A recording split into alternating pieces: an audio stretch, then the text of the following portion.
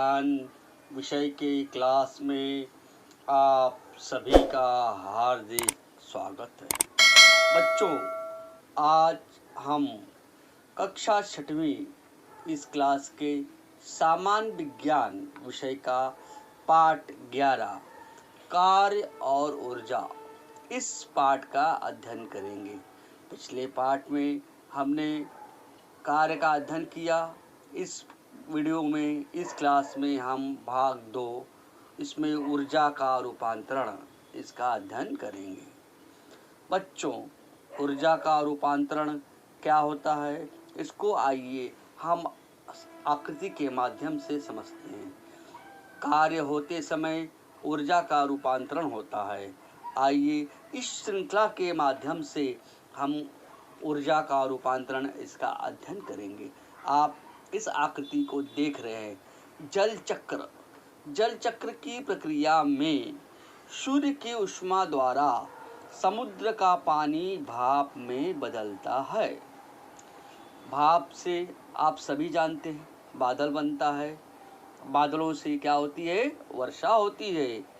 वर्षा का पानी नदी में से बहकर बांधों में संग्रहित होता है।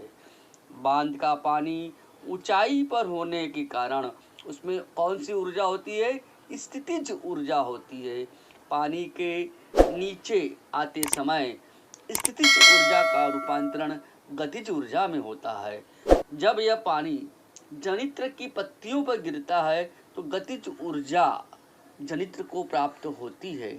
जनित्र के चलने से विद्युत ऊर्जा का निर्माण होता है और इस ऊर्जा का रूपांतरण विभिन्न ऊर्जाओं में होता है। आप सभी देखते हैं हमारे घरों में उपयोगी जो उपकरण है, जो विद्युत ऊर्जा का उपयोग किया जाता है, जैसे विद्युत ऊर्जा का बल्ब द्वारा प्रकाश ऊर्जा में, पंखे द्वारा गतिज ऊर्जा में, टेप चलाने पर ध्वनि ऊर्जा में और इस्त्री द्वारा ऊष्मीय ऊर्जा में रूपांतरण होता है। इनसे हमें क्या ज्ञात होता है कि ऊर्जा के सभी रूपांतरण में हम अप्रत्यक्ष रूप से सूर्य की ऊर्जा का ही उपयोग करते हैं।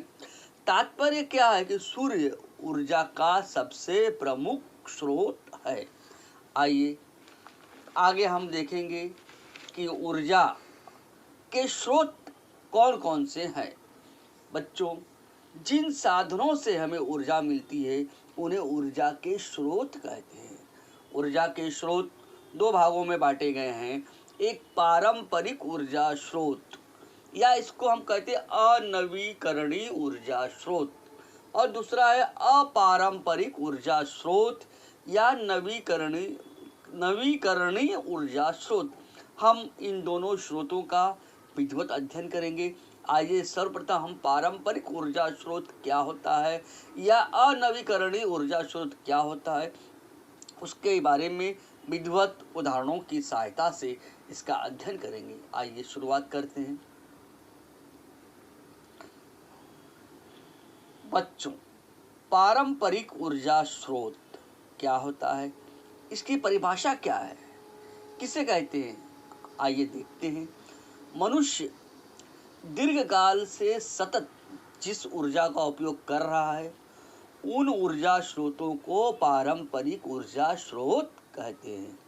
आप सभी जानते हैं, उदाहरण के रूप में गोबर से उपले बनते हैं, खरपतवार, लकड़ी, कोयला, इन सब ऊर्जा स्रोतों का हम पारंपरिक पहले से इसका उपयोग करते आ रहे हैं। ऐसे स्रोतों को हम पारंपरिक ऊर्जा स्रोत कहते हैं। इसके अलावा जीवाश्म ईंधन में, जीवाश्म ईंधन मतलब जीवों के अश्म से निर्मित ईंधन में पेट्रोल है, डीजल है, प्राकृतिक गैस, ये सब पारंपरिक ऊर्जा स्रोत के उदाहरण हैं। आइए आकृति के माध्यम से देखते हैं। आप देख रहे हैं यहाँ हमने कोयले की आकृति दिखाई है। कोयला क्या है? पारंपरिक ऊर्जा स्रोत। लकड़ी के अलावा गोबर से बने हुए उपले, गाय के गोबर से जो उपले बनते थे उनका उपयोग हम ईंधन के रूप में करते थे। ये सब क्या है? पारंपरिक ऊर्जा स्रोत के उदाहरण हैं। इसके अलावा डीजल, पेट्रोल, आप देख रहे हैं आकृति में पेट्रोल और डीजल हमने दिखाया है।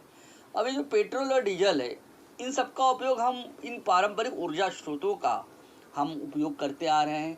अब देख रहे हैं कि जनसंख्या में निरंतर वृद्धि हो रही है और ऊर्जा स्रोतों का जो उपयोग है वो बढ़ता ही जा रहा है। तो कोयला, पेट्रोल, डीजल, खनिज तेल और प्राकृतिक गैस के भंडार सीमित होने के कारण उनके समाप्त होने का खतरा पैदा हो गया है। अतः ऊर्जा के पारंपरिक स्रोतों के वैकल्पिक तथा पूरक स्रोतों का उपयोग श्रेयस्कर सिद्ध होगा।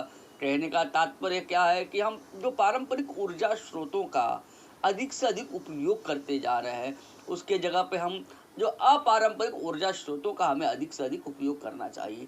तो आइए अब हम अगला जो ऊर्जा के स्रोत है, अपारंपरिक ऊर्जा स्रोत, इसका अध्ययन करेंगे। अपारंपरिक ऊर्जा स्रोत किसे कहते हैं या इसे नवीकरणीय ऊर्जा स्रोत भी कहते हैं। अपारंपरिक ऊर्जा स्रोत किसे कहते हैं? ऊर्जा के जिन स्रोत का बार बार उपयोग किया जा सकता है, मतलब एक ही बार उपयोग करने में समाप्त नहीं होते, इनका हम बार बार उपयोग कर सकते हैं, उन्हें हम अपारंपरिक या नवीकरणीय ऊर्जा स्रोत कहते हैं। ये ऊर्जा स्रोत अक्षय तथा अखंड होते हैं और ये कभी भी समाप्त ना होने वाले हैं। ये ऊर्जा स्रोत जो है इनके जो भंडार है असीमित है। तो आइए उदाहरण की सहायता से देखते हैं। उदाहरण के रूप में सौर ऊर्जा। सूर्य कभी भी समाप्त न होने वाला ऊर्जा का स्रोत है। पवन ऊर्जा, सागरीय ऊर्जा, जल विद्युत ऊर्जा, समुद्री लहरों से प्राप्त ऊर्जा और परमाणु ऊर्जा। तो हम इन सभी उदाहरणों को, सभी ऊर्जा के जो स्रोत है, इनका हम विधिवत अध्ययन करेंगे। आइए सर्वप्रथम सौर ऊर्जा क्या है इसके बारे में जानकारी प्राप्त करेंगे। बच्चों, सौर ऊर्जा क्या है? सूर्य से मिलने वाली ऊर्जा। सौर मतलब सूर्य से प्राप्त होने वाली ऊर्जा पृथ्वी पर सतत प्रचंड परिमाण में उपलब्ध है। इस ऊर्जा से हम सौर चूल्हा जला सकते हैं, सौर जल तापक बना सकते हैं, सौर सेव बना सकते हैं, सौर शुष्कक इत्यादि साधन विकसित किए गए हैं। सौर ऊर्जा ऐसा स्रोत है जो कभी भी समाप्त न होने वाला स्रोत है और इसके लिए हमें इसे प्राप्त करने के लिए किसी भी पैसे का या किसी भी तरह से हमें खर्च नहीं करना पड़ता है। सौर ऊर्जा का प्रमुख स्रोत है जो हमें अधिक से अधिक मात्रा में मिलता है और जो कभी भी समाप्त नहीं हो सकता है। ऐसे स्रोतों का हमें अधिक से अधिक उपयोग करना चाहिए। आइए अगला स्रोत का अध्ययन करते हैं।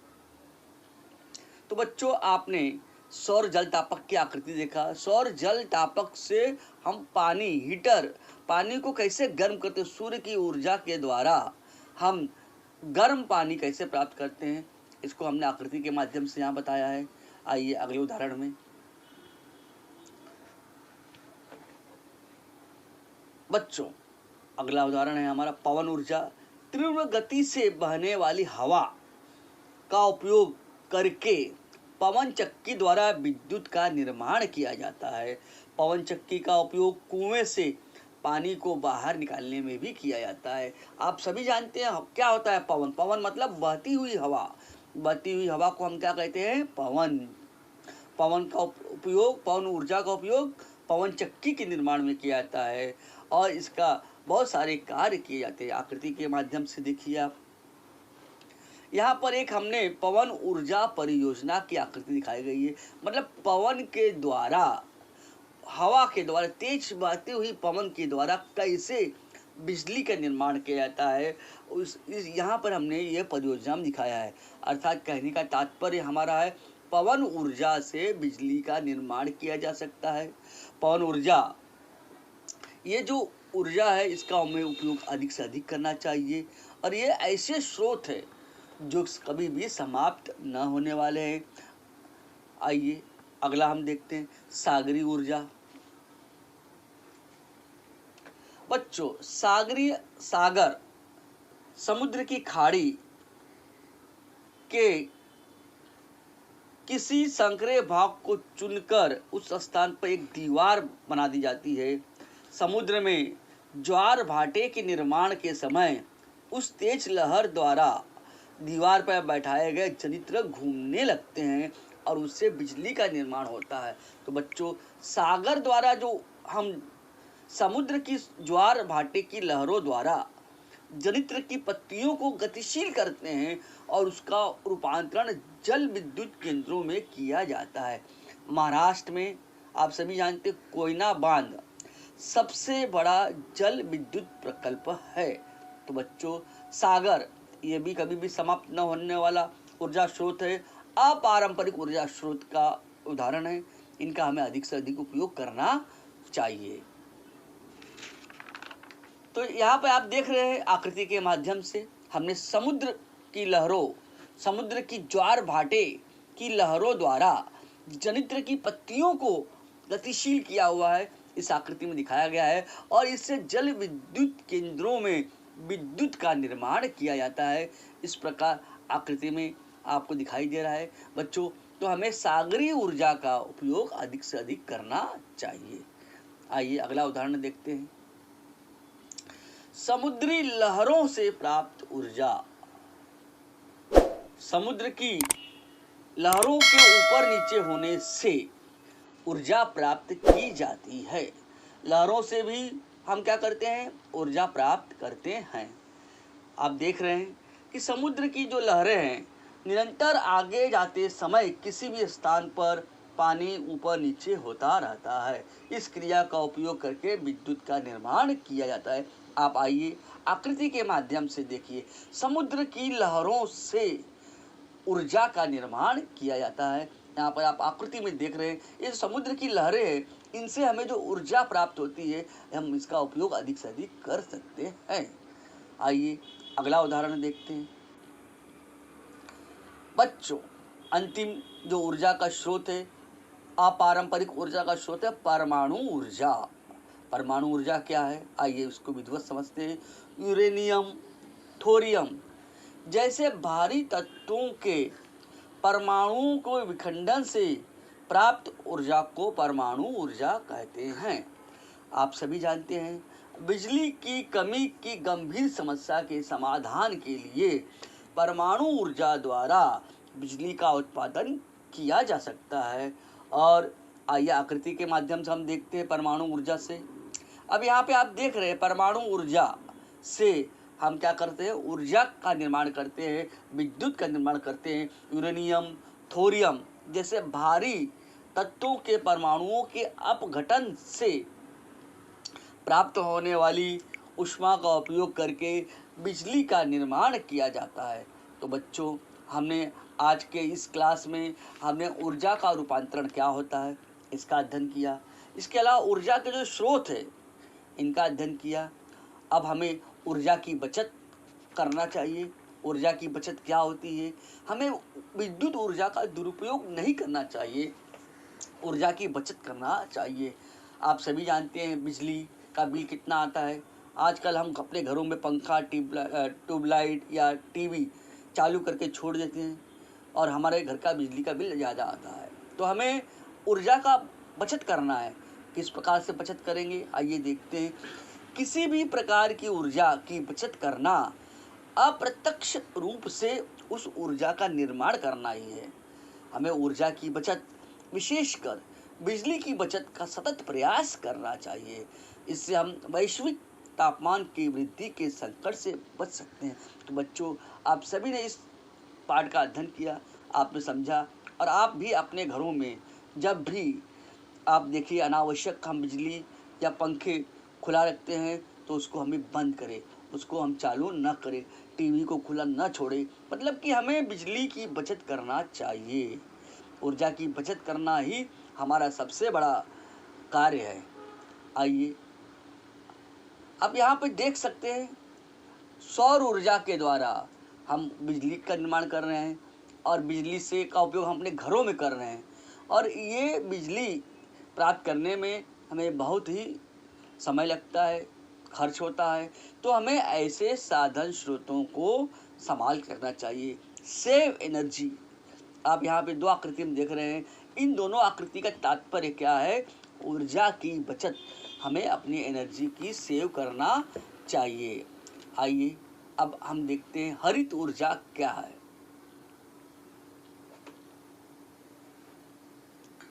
बच्चों, हरित ऊर्जा क्या है, इसका अध्ययन करना भी जरूरी है। हरित ऊर्जा किसे कहते हैं, इसके बारे में हम जानकारी प्राप्त करेंगे। आइए देखते हैं। जिन ऊर्जा स्रोतों का उपयोग करने पर कार्बन धुओं तथा इसके अन्य घटक जैसे कार्बन डाइऑक्साइड तथा कार्बन मोनोऑक्साइड का निर्माण नहीं होता है, ऐसे ऊर्जा स्रोत को हम हरित ऊर्जा स्रोत कहते हैं और प्राप्त ऊर्जा को हरित ऊर्जा कहते हैं। मतलब कि हमें ये क्या ध्यान देना है कि ऊर्जा जो हम प्राप्त करेंगे उसमें कार्बन ना हो, धुआं ना हो, कार्बन मोनोऑक्साइड ना हो, ये जो विषैली गैस है उसका निर्माण ना हो। हमें अपने ऊर्जा को हरा भरा हम कब रख सकते हैं, जब उसमें विषैले घटक समावेश ना हो। ऐसी ऊर्जा को हम हरित ऊर्जा कहते हैं। बच्चों, आज का पाठ हम यही समाप्त करते हैं। आप यहाँ पे आकृति एक देख लीजिए।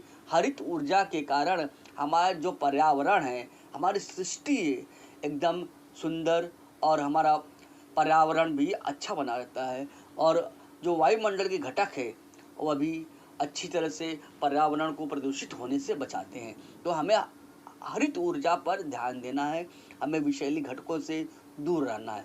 आप आकृति के माध्यम से देख सकते हैं कि अगर हमारा पर्यावरण, हमारा परिवेश, हमारा आसपास का वातावरण हरा भरा रहेगा, विषैले घटकों से दूर रहेगा, तो हमारा परिवेश भी सुंदर होगा और सृष्टि भी हमारी अच्छी रहेगी। तो कहें बच्चों, आज का क्लास हम यहीं समाप्त करते हैं। अगले क्लास में हम आपको इसके प्रश्नोत्तर बताएंगे। बच्चों, आप सभी को बहुत बहुत धन्यवाद। आपको वीडियो अच्छा लगे इसे सब्सक्राइब करिए, अपने दोस्तों को शेयर करिए, कमेंट करिए, लाइक करिए। धन्यवाद बच्चों।